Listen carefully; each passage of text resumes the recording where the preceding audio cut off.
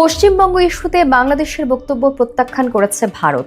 সংখ্যালঘু মুসলিমদের সুরক্ষা নিশ্চিতে প্রেস সচিব শফিকুল আলমের দেয়া বক্তব্যে এমন প্রতিক্রিয়া জানিয়েছেন দেশটির পররাষ্ট্র মন্ত্রণালয়। মুখপাত্র রণধীর জয়সওয়াল বলেন, বাংলাদেশের তরফ থেকে যে বক্তব্য এসেছে তা আমরা প্রত্যাখ্যান করছি।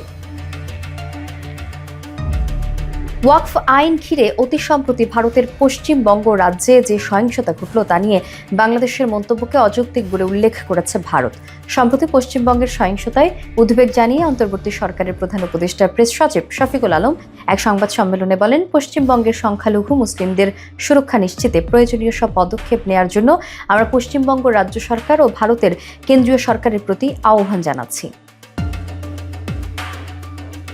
তবে শফিকুল আলমের এই মন্তব্যে নাখোশ ভারত। দেশটিতে অবস্থানরত মুসলিমদের বাদ দিয়ে উল্টো বাংলাদেশে ধর্মীয় সংখ্যালঘুদের ওপর নির্যাতনের বিষয়টি তুলে এনেছে তারা।